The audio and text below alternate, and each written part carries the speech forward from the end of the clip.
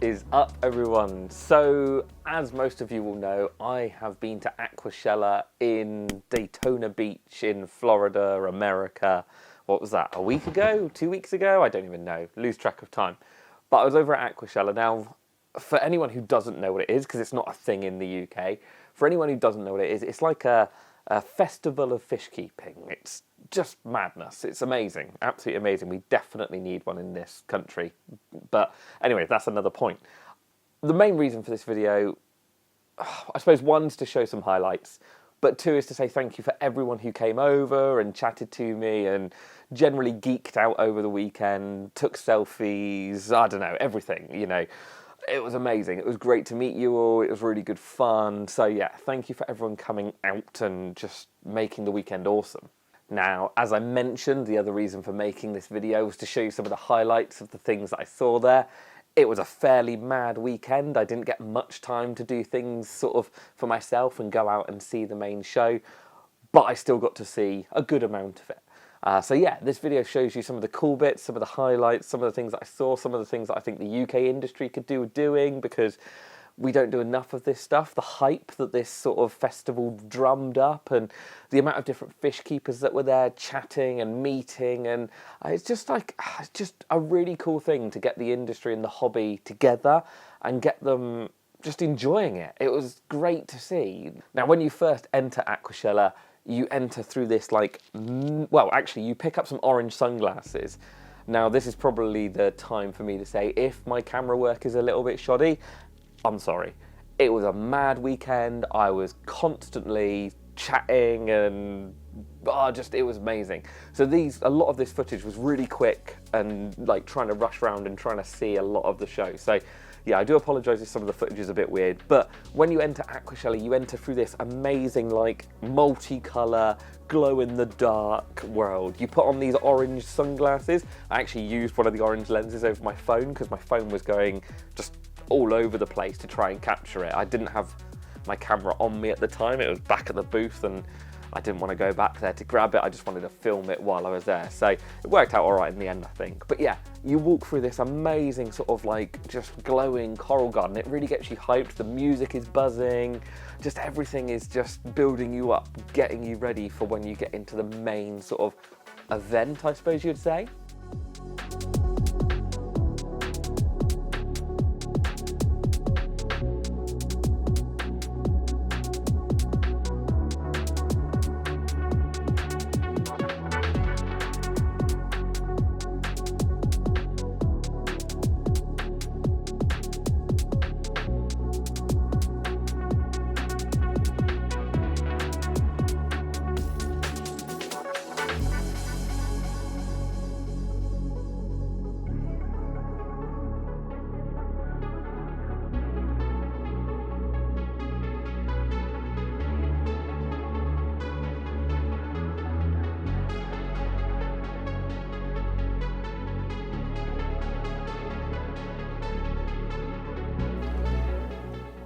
Now, after the coral walkthrough, you might have seen some snippets of the glowfish.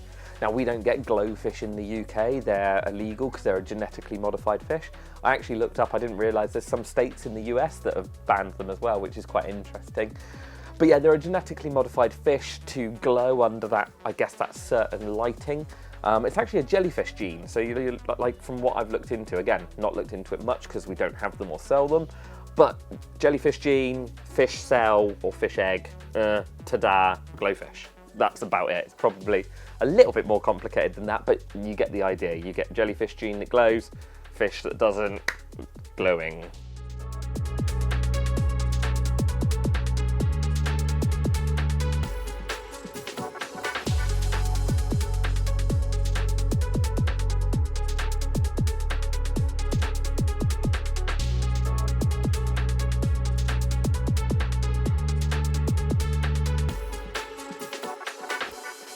So glowfish are a bit of a funny one. They're a bit of a love-hate fish, I suppose you would say, because some people love them, some people hate them. Duh. Do I agree with them? Probably not. Genetically modified fish, I'm not sure. Like, I've not looked into it enough to know how it happens and what it does to the fish. Is it any worse than like long-finned or funny head shapes or funny body shapes? You know, fancy goldfish, flower horns. Is it any different? Probably not. Is it any worse? Probably not. It gets lots of people into fish keeping. It's, you know, it's a very attractive part of fish keeping. It's very in your face and glowy. So it's a good thing, I suppose, that it gets more people into the hobby, because that means more equipment and they might move on to an aquascape, or they might move on to bigger and better things within the fish keeping world. So it gives us more, I don't know, more sort of exposure, I suppose, to a wider audience. But yeah, it's a tricky one. I thought it was just interesting to show you. A lot of people won't have seen it. A lot of my UK sort of viewers won't have seen them. So I just thought it was an interesting thing. You know, let me know. Like, I'd like to start a bit of a discussion about it, actually. That would be quite cool. Let me know in the comments. I hate saying that, by the way. Let me know in the comments.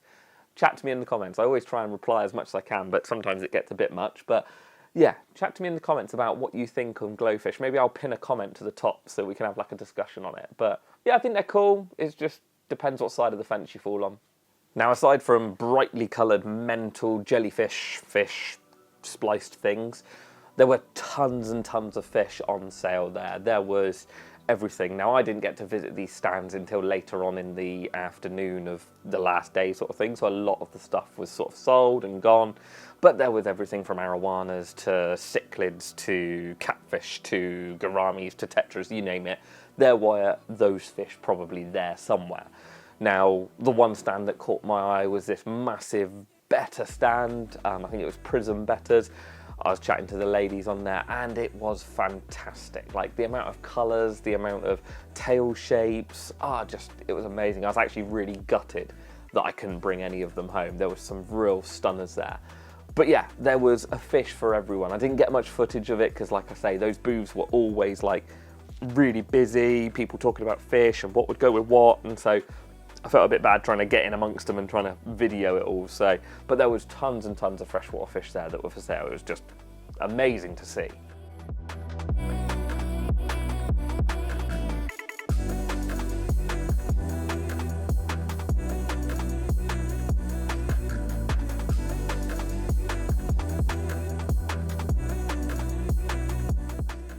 Now, the other thing that was there that was in big sort of, I don't know, well, they're popular, aren't they, was axolotls. Minecraft has a lot to answer for, I think, in all honesty. But there was tons of axolotls there, some really amazing colour forms of them. They were all super, super healthy as well. Just all looked really, really good. Again, you know, they hold a bit of a special place in my heart because of my axolotls at home. I'm home now, but here, just over there, actually. But yeah, they're just cool to see it. And also a glow axolotl. Again, depends on what side of the fence you fall on as to how you feel about these amphibians. I was going to say fish, but they're not. I don't know. If it doesn't harm them, is there a problem in it? Genetically modified fish? I suppose it's a slippery slope to something possibly taking over the world, or some sort of mutant fish. I don't know. Anyway, but yeah. Awesome, awesome. Just to see him and see him glowing, just so cool. But again, not sure. Do I like it? Do I not? It's a hard decision, isn't it?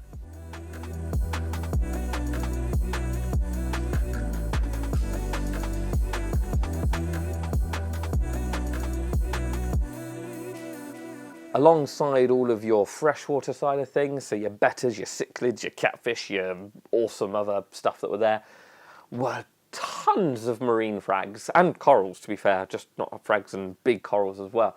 There was loads of them of every shape, size, colour. I think some of the stands were doing like mystery bags, so you just bought like a blacked out bag essentially and hoped for the best. And I heard some stories of people getting like really expensive corals for like next to nothing, like $20 sort of thing.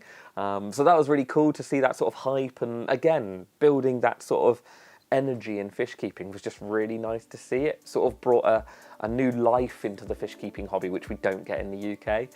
The other thing that they had was really cool, like designer clownfishes, they call them. So different patterns, different colour forms, yeah, and tons of other fish as well. There was a few other bits and pieces kicking around, but yeah, just like it nearly brought me back to marine keeping. Didn't quite, but nearly.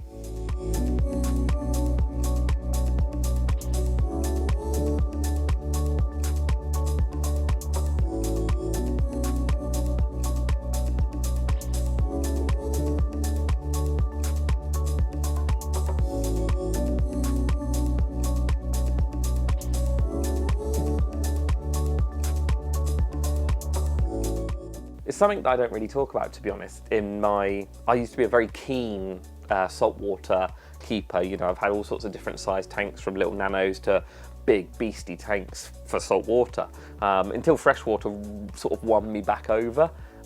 It's one of those things, I think when you've been in the hobby long enough, you sort of cycle and you see something cool and you're like, oh, do you know what, I'm going to go back to keeping that. Or you almost go back to your first love, I suppose you'd say, in a way. But yeah, it did get me sort of a bit more enticed back into the marine world. Obviously, you've seen probably over on MD Fish Tanks channel, we're going to be doing a few little saltwater tanks in the studio just to sort of dip our toe in the water, as it were, and we'll see how that goes. But maybe one day I mean to get a big marine tank back in here, but that'll be time and effort and a little way off yet.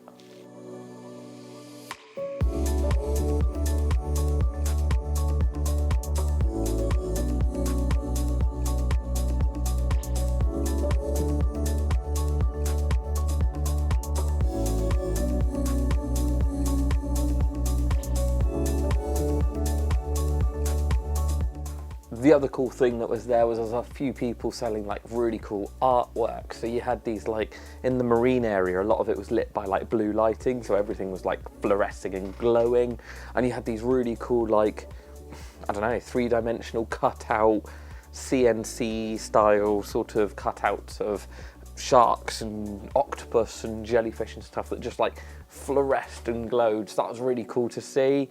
Again, I'd have probably brought one home, but none of my lighting's blue, so wouldn't have shown off as well. But yeah, they were just awesome.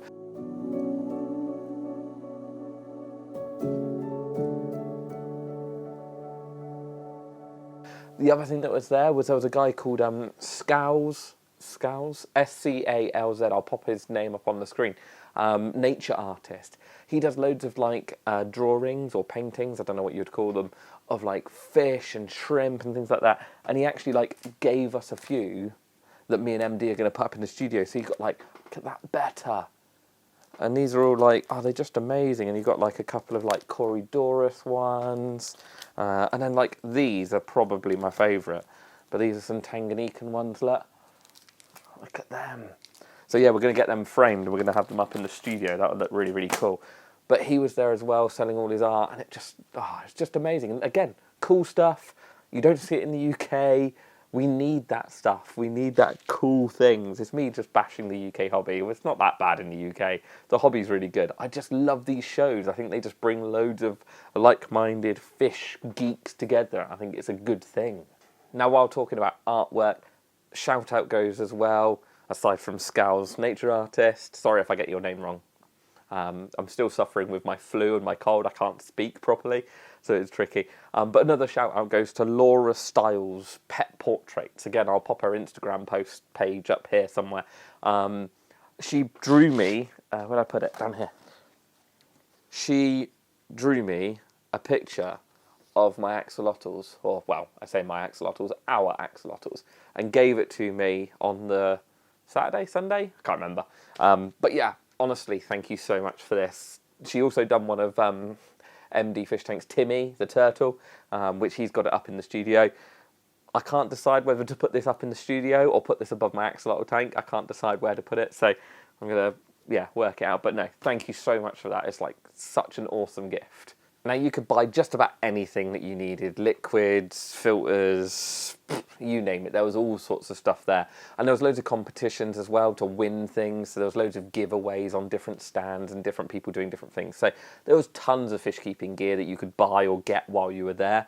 The other thing that I really liked while I was there was like, there was a big orchid stand with tons of like orchids and air plants, big bits of cork bark and big bits of wood, and just like a really cool stand. Again, just different, something different that you don't see, and just brings it into this one place that you can get it.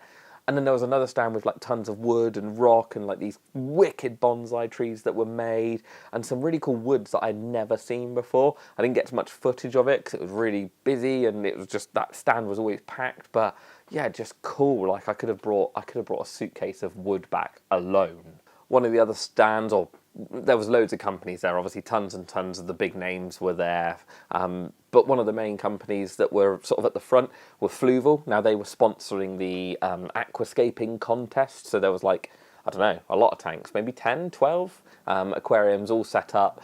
or being set up just before the weekend as like an aquascaping contest. Now, Fluval had some awesome little scaped tanks on their stand with other bits and pieces being shown off, but the aquascaping contest was cool, like seeing these people just like scaping different designs and different styles and just using, I don't know, it was like 12 different tanks in one space. It was just cool to see people's different thought processes on them aquascaping this tank.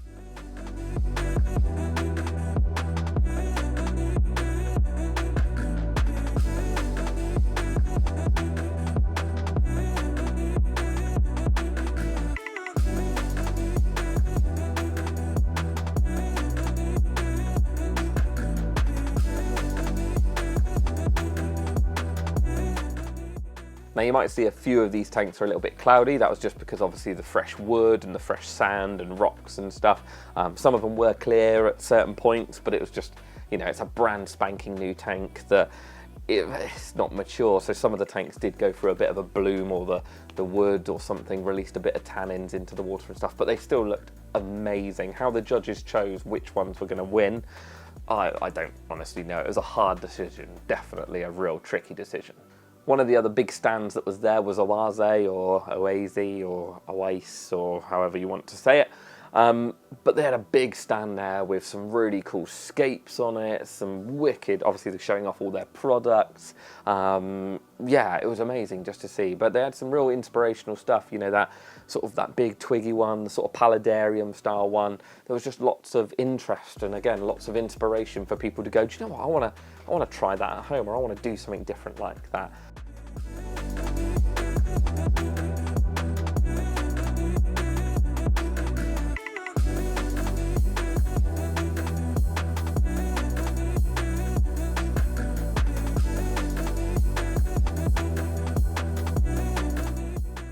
Alongside their fish tanks or aquariums, they had all of their vivariums, terrariums, so they had their biorb airs all set up, planted, looking absolutely amazing.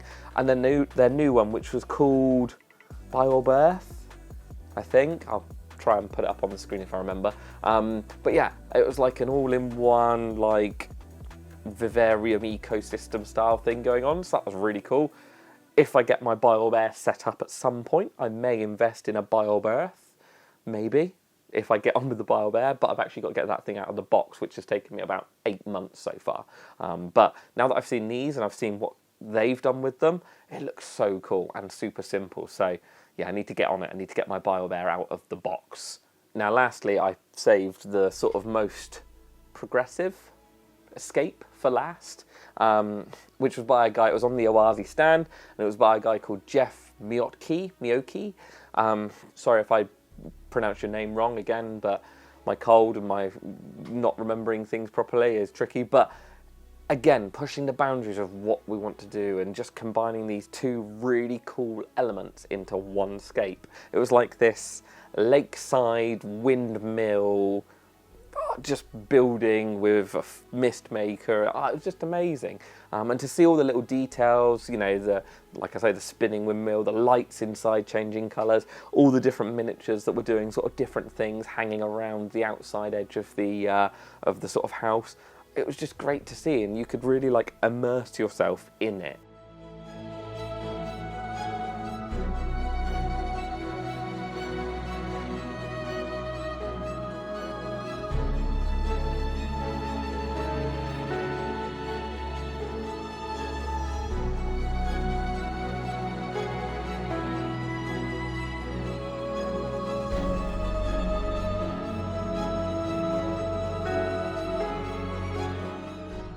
This scape is one of the things that I love most about fish keeping. Is it's pushing the boundaries, it's trying something different, it's being imaginative and just creating something fun. You know, there's a lot of different things out there. If you want to keep a shipwreck in your tank, keep a shipwreck in there. Be happy. You know, it's as I always say. If you're aquascaping, just have fun with it. Be happy. If you want to use 5 different types of rock, use 5 different types of rock. If you don't like it, strip it out. If you do like it, keep it. Don't worry about whatever everyone else says. If you've enjoyed it and you've had fun getting to where you're at and you've enjoyed the process of it and you're enjoying your tank, do it. Have fun with it. That's what fish keeping and aquascaping is all about. like I say, if you want a blue-roofed windmill with mist maker and lakeside property on top of a fish tank, do it. Have fun with it. You know, just don't poo-poo on everyone else's parade if you don't like it. I see so many people, oh, I don't like that, it's rubbish, it's horrible. No, why would you do that? It's rubbish. It's not rubbish, it's just not your taste, not your cup of tea. Leave them alone, let them do it. Just scroll on past and go to the next post that you enjoy more and comment on that and like that. There's too much hate in the world. We don't need hate in fish keeping. You go and do some other hobby. Leave us alone. We don't need it.